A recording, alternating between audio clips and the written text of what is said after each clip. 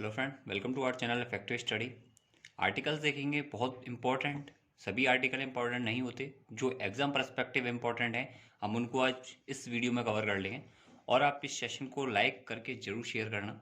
ये बहुत important session है आपके लिए। आपको डेफिनेटली इस एग्ज़ाम में काफ़ी सारे क्वेश्चन मिलेंगे इस चैप्टर से।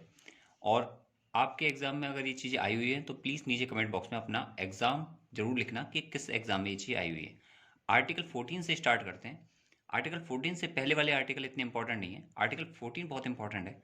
समता का अधिकार, समता का अधिकार। इसके साथ बात आता है आर्टिकल 16, जो भी एग्जाम में काफ़ी बार पूछा जाता है, अवसर की समानता, अवसर की समानता। इनको कर लो, आपके सभी आर्टिकल कवर हो जाएंगे। आर्टिकल नंबर 17, ये है अस्पृश्यता का अंत, अस्पृश्यता का अंत। ओके। इसके बाद आता है आर्टिकल 18। इन सभी में सबसे इंपॉर्टेंट आर्टिकल है आर्टिकल 18। यह है उपाधियों के अंत से संबंधित, उपाधियों का अंत। ठीक है। इसके बाद आता है इसमें आर्टिकल 19।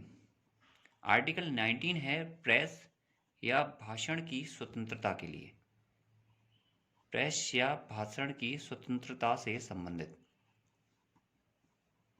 इसके बाद सबसे इंपॉर्टेंट आर्टिकल जिसमें आता है वो आर्टिकल का एक पैरा, आर्टिकल 19 से 22 का एक कंप्लीट पूछा जाता है कि ये किस आर्टिकल में आता है, इसका बेसिक पर्पस क्या है। तो वो है स्वतंत्रता से संबंधित, स्वतंत्रता का अधिकार। ये चाहे भाषण की स्वतंत्रता हो, प्रेस की हो, जीवन जीने की हो, तो स्वतंत्रता का अधिकार किसमें? आर्टिकल 19 से 22 में। अब इसमें एक आर्टिकल आता है आर्टिकल 21, जो है जीवन जीने का मौलिक अधिकार। और ये अभी हाल ही में यूपीएससी में पूछा गया था, लेकिन पूछने का तरीका कुछ और था। आर्टिकल 21। तो ये सभी जो आर्टिकल्स हैं, इसके साथ मैं आपको और आर्टिकल बता रहा हूँ, टोटल मिला के 30 to 35 आर्टिकल्स हैं। ये आपके एसएससी और रेलवे एग्जाम के लिए बहुत इंपॉर्टेंट है, जिसमें स्टैटिक जीके वाला ये वाला पार्ट आपका आता है। आर्टिकल इसके बाद करते हैं। देखो, इसके बाद आर्टिकल है 23 से लेके 24। ये लाइन बाय लाइन नहीं है, तो अभी इसमें काफ़ी गैप देखने को मिलेगा आपको, तो इसको अच्छे से नोट डाउन कर लेना या फिर स्क्रीनशॉट ले सकते हो। शोषण के विरुद्ध अधिकार, शोषण के विरुद्ध अधिकार। ठीक है। इसके बाद आता है आर्टिकल 27। ये है करों से मुक्ति से संबंधित, करों से मुक्ति। इसके बाद आता है आर्टिकल 29। और देखना, आप कोई भी प्रीवियस ईयर के पेपर उठा के यहाँ पर आपको इन्हीं आर्टिकल में से क्वेश्चन मिलेंगे। आपको इसके अलावा कोई भी आर्टिकल करने की जरूरत नहीं है। आर्टिकल 29 है अल्पसंख्यकों के हितों की रक्षा, अल्पसंख्यकों के हितों की रक्षा। ये अब इस आर्टिकल के बाद आपके अगर 30 की रेंज में चलते हैं तो इसमें आर्टिकल आता है आर्टिकल 32। ये बहुत इंपॉर्टेंट है आर्टिकल 32। और ये आर्टिकल बेसिकली किससे संबंधित है? ये सुप्रीम कोर्ट। ध्यान रखना, छोटा जो नंबर होगा वो सुप्रीम कोर्ट से संबंधित होगा, और जो बड़ा नंबर होगा इसी के करस्पॉन्ड, लाइक इसमें एक पेयर है आर्टिकल 226 में। ठीक है। ये जो आर्टिकल 32 करता है वो सुप्रीम कोर्ट से संबंधित है, और ये हाई कोर्ट से संबंधित। ठीक है। सुप्रीम कोर्ट द्वारा मौलिक अधिकारों की रक्षा संबंधित है, मौलिक अधिकारों के लिए। आपको बस ये पता होना चाहिए कि इस आर्टिकल का माइनर भी, मतलब आपको पता है कि ये सुप्रीम कोर्ट 32 जो है सुप्रीम कोर्ट द्वारा मौलिक अधिकार से संबंधित है, तो आप इसको कर सकते हो। और सेम यही चीज़ आर्टिकल 22 to 6 में हाई कोर्ट से संबंधित है। अब इसके बाद इसमें आर्टिकल 33, आर्टिकल 33 जो है वो सशस्त्र बल के सदस्यों के मौलिक अधिकार के लिए, सशस्त्र बल के मौलिक अधिकारों के लिए, जो सशस्त्र बल के सदस्य हैं उनके मौलिक अधिकारों के लिए। ओके। इसके बाद आता है आर्टिकल 37। ये है नीति निर्देशक तत्व।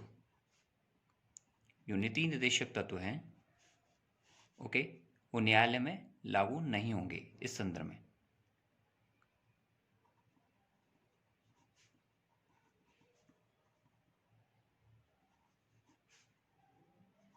इसके बाद आता है, इसमें सबसे इंपॉर्टेंट आर्टिकल हैं, इसके बाद आर्टिकल 40।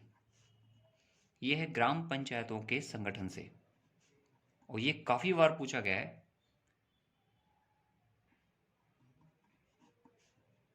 पंचायतों के संगठन से।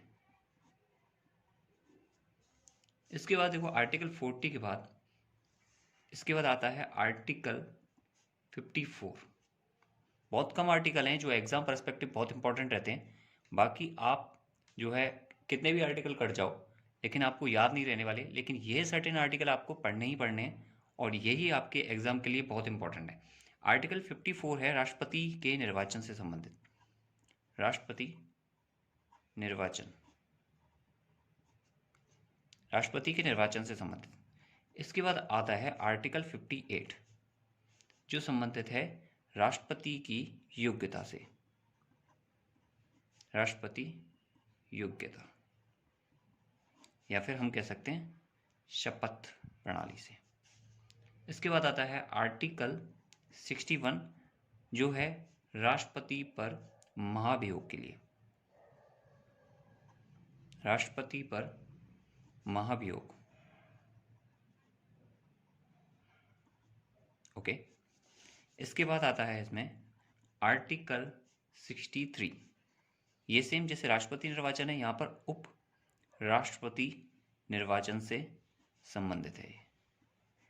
उपराष्ट्रपति निर्वाचन, ये बहुत इंपॉर्टेंट है। इनमें से किसी एक को भी आप नहीं छोड़ोगे, अदरवाइज मालूम चला वही एग्जाम में आ गया तो आपको प्रॉब्लम हो जाएगी। आर्टिकल 64 करते हैं, ये भी बहुत इंपॉर्टेंट है, और ये है राज्यसभा का पदेन सभापति जो है वो आपके कौन होता है? उपराष्ट्रपति। राज्यसभा का पदेन सभापति, और ये भी एग्जाम में क्वेश्चन पूछा गया है कि राज्यसभा का पदेन सभापति कौन है होता है? वो होता है उपराष्ट्रपति। उपराष्ट्रपति, ये भी एग्जाम में कई बार पूछा गया है। इसके बाद 64 हो गया। इसके बाद आता है आर्टिकल 74।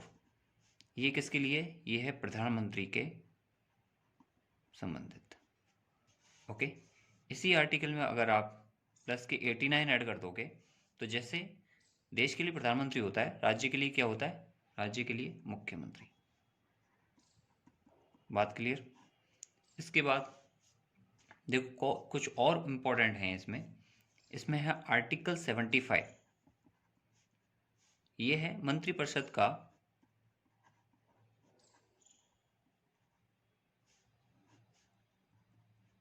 लोकसभा के प्रति सामूहिक उत्तरदायित्व है।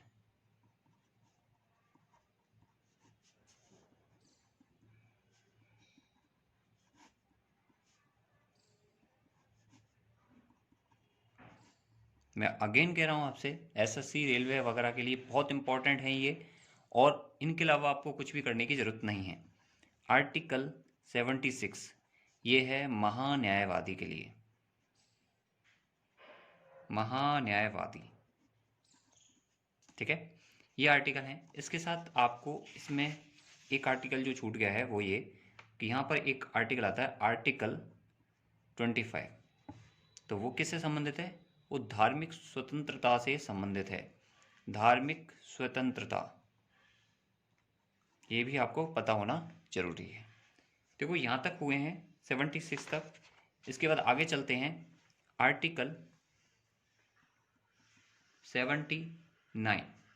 आर्टिकल 79 जो है वो है संसद से संबंधित। देखो आर्टिकल 79 संसद से संबंधित है। आर्टिकल 80 जो है वो आपके राज्यसभा से संबंधित है, राज्यसभा से, और राज्यसभा की संरचना से कह लो आप, संरचना से। आर्टिकल 81 ये संबंधित है लोकसभा की संरचना से संबंधित, लोकसभा, ओके। इसके बाद इसमें एक इंपॉर्टेंट आर्टिकल जो छूट गया है वो ये आर्टिकल 72, ये आपने सबने सुना होगा इसके बारे में। क्षमादान जो शक्ति होती है राष्ट्रपति की, उससे संबंधित है। क्षमादान शक्ति वो आर्टिकल 72 में लिखी हुई है। क्षमादान शक्ति आर्टिकल 72, ठीक है। इसके बाद कुछ एक 10 से एक आर्टिकल और हैं। आर्टिकल 81 के बाद है आर्टिकल 108। आर्टिकल 108 है संसद की संयुक्त बैठक से संबंधित, और इसकी अध्यक्षता कौन करता है? लोकसभा अध्यक्ष, ठीक है। एक लोकसभा अध्यक्ष के बारे में एक इंपॉर्टेंट बात कि जब दोनों तरफ से वोटिंग बराबर हो जाती है तो निर्णायक वोटिंग के लिए वोट लोकसभा अध्यक्ष द्वारा डाला जाता है। आर्टिकल 110 ये है धन विधेयक से संबंधित। इसका एक कंफ्यूजिंग आर्टिकल है आर्टिकल 112, जो 12 है बी वित्त विधेयक। ये वित्त विधेयक से संबंधित है। बात क्लियर है? इसमें क्या होता है, राष्ट्रपति द्वारा संसद के समक्ष बजट पेश किया जाता है। ये वित्त विधेयक है और ये आपका धन विधेयक है। तो दोनों चीज में ध्यान रखना, 12 यानी वी वित्त विधेयक। क्लियर? इसके बाद आता है इसमें आर्टिकल 123। आर्टिकल 123 है राष्ट्रपति के अध्यादेश से संबंधित। अध्यादेश से संबंधित। इसके बाद है, अब ये देखो आर्टिकल 123 है, इसमें अगर आप 90 जोड़ दोगे तो यही आर्टिकल, देखो राष्ट्रपति होता है देश के लिए, तो ये आर्टिकल बन जाएगा सेम राज्यपाल अध्यादेश से संबंधित, ठीक है। अब यहाँ पर बात करते हैं आर्टिकल 124 की, और इसके साथ एक आर्टिकल 214। ये दोनों एक दूसरे से कनेक्टेड हैं, बस फर्क ये है आर्टिकल 124 जो है वो सुप्रीम कोर्ट के गठन से संबंधित है। ओके, मैंने आपको बताया छोटा वाला नंबर हमेशा सुप्रीम कोर्ट से संबंधित और बड़ा नंबर जो है वो हाई कोर्ट से संबंधित होगा। तो हाई कोर्ट का गठन किस में है? 214 में। इसके बाद आता है 124 के बाद चलते हैं आर्टिकल 143। आर्टिकल 143 संबंधित है 143 सुप्रीम कोर्ट से परामर्श संबंधित, सुप्रीम कोर्ट के परामर्श से संबंधित। बात क्लियर? इसके बाद आता है आर्टिकल 148 और ये संबंधित है नियंत्रक महालेखा परीक्षक, नियंत्रक महालेखा परीक्षक से संबंधित, ठीक है। इसके बाद आता है आर्टिकल, देखो यहाँ तक हो गए हैं अपने 150 वाले। अब आपके सिर्फ 5-6 आर्टिकल बचे हुए हैं जो और भी ज़्यादा इंपॉर्टेंट हैं आपके इन आर्टिकल से। ये आर्टिकल नंबर जो हैं ये बहुत इंपॉर्टेंट है, साथ में ये किससे संबंधित है आपको ये दोनों चीज़ें पता होना बहुत ज़रूरी है। और प्लीज़ इसको एग्ज़ाम में, आपने कोई एग्ज़ाम दिया है देखना जरूर, ये इनमें से डेफिनेटली आपके उसमें पूछा गया होगा। आर्टिकल 148 के बाद है आर्टिकल 249। इसमें है ये संसद राज्य सूची के विषय पर कानून बना सकती है, पर कानूनाधिकार, यानी राज्य सूची के जो विषय हैं उन पर संसद क्या बना सकती है? कानून लगा सकती है या बना सकती है। तो ये आर्टिकल 249 में। इसके बाद आता है आर्टिकल 266(1) या अ और आर्टिकल 267, ये दोनों एक साथ हैं। आर्टिकल 266 ये है संचित निधि से संबंधित। किससे है? संचित निधि से। और ये आर्टिकल किससे संबंधित है? 267 है आकस्मिक निधि से। आपको ये पता होना बहुत ज़रूरी है इन आर्टिकल के बारे में। अगर आपने पूरा आर्टिकल चैप्टर नहीं पढ़ा है तो कोई दिक्कत वाली बात नहीं है, ये 16 से 17 मिनट की वीडियो आपके लिए सफिशिएंट होगी। आर्टिकल 267 आकस्मिक निधि से संबंधित। इसके बाद आता है आर्टिकल 324, ये संबंधित है चुनाव आयोग व्यवस्था से, चुनाव आयोग व्यवस्था से। बात क्लियर? इसके बाद आता है आर्टिकल 343, ये संबंधित है हिंदी मातृभाषा से, हिंदी मातृभाषा। हमारा राष्ट्रीय खेल क्या है? हम हॉकी को मान लेते हैं, बट राष्ट्रीय खेल कोई भी डिसाइड नहीं है। और वहीं पाकिस्तान का राष्ट्रीय खेल है वो हॉकी है। आर्टिकल 343 हिंदी मातृभाषा से। इसके बाद आता है आर्टिकल 368 और ये है संवैधानिक संशोधन या उपबंधों में परिवर्तन से। यहाँ हम इसको उपबंधों में परिवर्तन से भी क्या कर सकते हैं? कनेक्ट कर सकते हैं। ठीक है, ये आर्टिकल हैं इम्पोर्टेंट। इनके अलावा आपको कोई भी आर्टिकल नहीं पढ़ने, ये आपके लिए सफिशिएंट है और ये मोस्ट इम्पॉर्टेंट है। आप इनको स्टार मार्क करके रखिएगा। मैंने अभी तक जितना भी स्कोर किया है जीके में, मैथ में और इंग्लिश में, उसके लिए मैंने खुद के पर्सनल नोट्स बना रखे हैं जो मैं आपके साथ शेयर कर रहा हूँ। जीके नोट्स आर्टिकल का पूरा जो जितना भी इम्पोर्टेंट है वो मैंने आपके साथ शेयर किए। इसको आप एग्ज़ाम में अप्लाई करो, इसको पढ़कर जाना। इसके अलावा आप कुछ भी नहीं पढ़ोगे तो भी आपका काम चल जाएगा। और इसमें से जो भी आपके एग्ज़ाम में आए हैं क्वेश्चन, वो कमेंट बॉक्स में ज़रूर बताना कि किस एग्ज़ाम में कौन सा आर्टिकल पूछा गया था। ठीक है, तो ये बहुत इंपॉर्टेंट है। इसके साथ ये है, इनको आप नोट डाउन कर लो। ज़्यादा नहीं है, हार्डली 30 to 35 आर्टिकल ही मैंने लिखे हुए हैं जो एग्ज़ाम में बार बार पूछे जाते हैं और बार बार तरीके से। ये जो पेयर्स वाले हैं ये तो आप ये मान के चलो most to most important. Okay, thank you, good luck, best of luck. और सेशन को लाइक जरूर करना और कमेंट बॉक्स में ये भी बताना कि आपके यूज़फुल कितना रहा। Okay, thank you.